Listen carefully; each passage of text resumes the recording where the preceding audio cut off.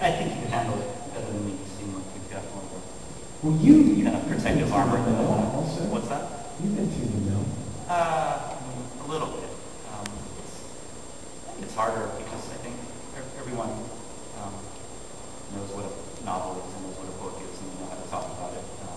And there's a lot of people who know it and just know that comics are potentially a source of income, but they don't really know about it themselves. So it makes some of the negotiations and discussions fairly absurd. I'll bet. Do they ever confuse like your comic with the storyboard for a film?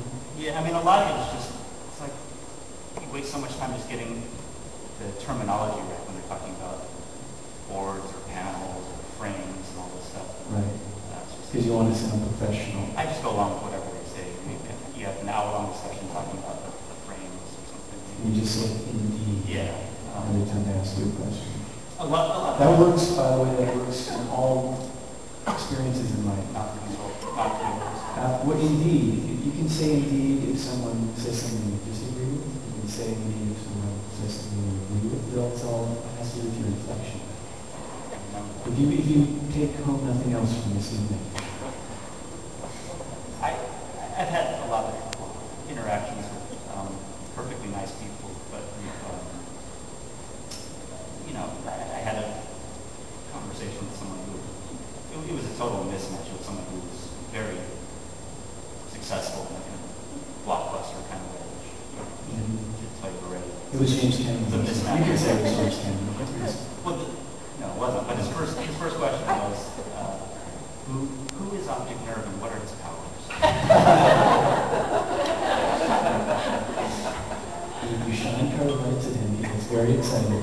Well, actually, as a result of that, actually. You did a thing with like a superhero. Yeah, based on that, And actually. then was that in the New Yorker? It's in the new McSweeney's. I decided to make that guy's question not seem so foolish, and I actually did a superhero comic about a guy named Optic Nerve who has that power. Wow, you're a lot more generous than a lot of writers.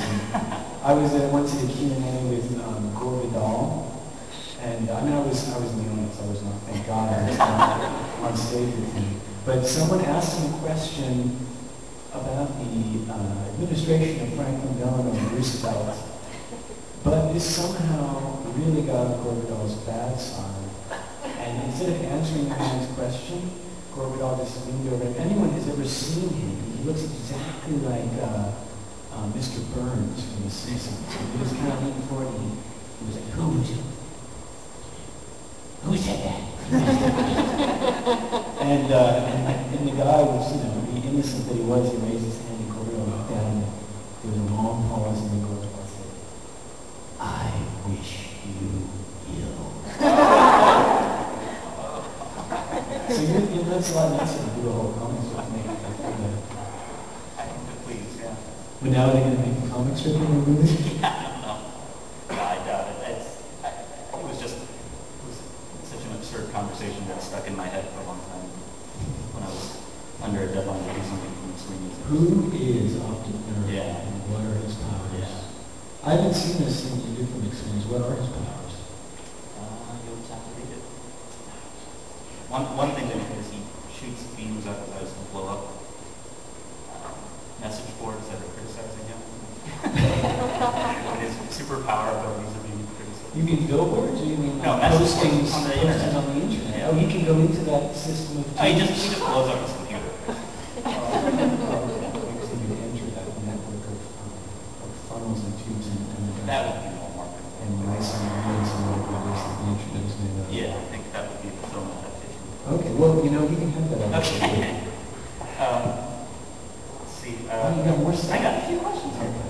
That's really great. Because Well, I don't know if people know, but I had the honor of doing a little illustration for the cover of your book. Adrian did a wonderful illustration for the jacket illustration. Please give it a warm welcome. Give it a warm welcome. Give it a warm welcome. But how did we arrive at that? Well, first of all, I tried really hard to be your friend. Yeah. And was careful to be very nice to you every time I bumped into you. And then once I felt like I fully ingratiated myself or insinuated myself into your personal life, really,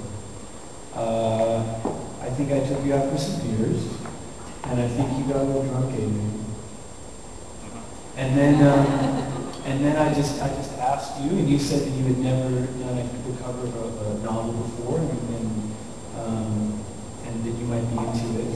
And then, I mean, the great thing was that my first two novels I had essentially almost no one put it all into the cover because my former publisher just wasn't as nice, and my current publisher was much nicer. And they were going to give me some input anyway, but I think that when I said that I got Adrian Tomine and sort of tacitly agreed with the illustration, the arts department was excited, and they said, oh, okay, well, he can, you know. So they thought that I was saying we're just going to design the whole jacket. And the amazing thing was that they were just like, okay, we'll just have Adrian in touch with us. And then I realized that I could sort of try to, I don't know, basically I realized I would do you a favor if I gave you real concrete suggestions. Yeah. Is that how you see it? Yeah, I mean, is that a favor? Well, what I remember is that our first discussion, you basically described this exactly as it came out. And then in an attempt to be a little more professional and feel like I was earning my money, I brought you a bunch of other sketches, or a couple other sketches. You did, and those were nice. Those were really nice. But in the end, we did it almost exactly like we first discussed. I mean, you actually, well, first of all, I can't draw for shit, so you obviously did a much better job. Also, you did a sketch too. You actually did a sketch, right? On a napkin, but you made him look sort of, you made this character, I mean, usually it's a horrible idea to have an illustration or anything on the cover of the book that's kind of like supposed to be the main character. That's kind of known. And I think it's a good thing, because you don't want to, it would be so easy to do that. But this seemed okay because it's really just the top of his head. And I don't know how the idea arose, but I basically just sketched. I thought it would be like a good visual pun. I'm usually very against puns as a thing, but. And then, do you remember the one additional design thing that was brought up? The one additional design. Neither of us.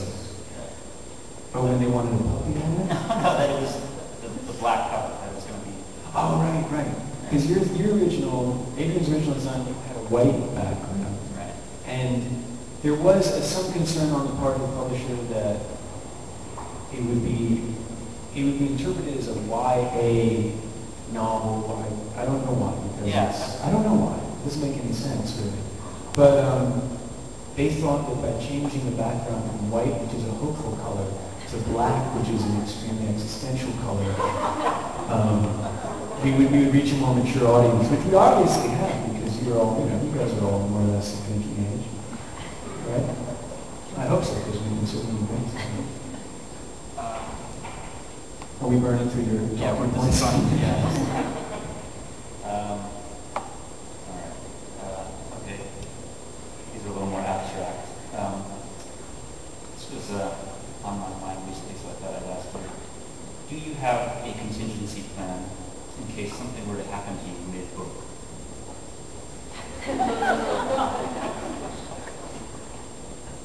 You mean regarding the book or regarding me? Yeah, not just the book.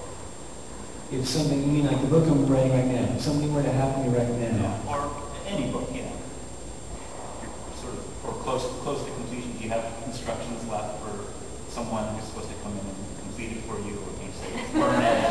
Wow, this is another one of those really revealing questions. I have to say honestly, no. And frankly, even if I were to be killed, let's just if something were to happen, I didn't want to turn this into more. It would have to be something happening that would make it impossible for me to finish the book. So in other words, I'd either have to be killed or effectively brain dead.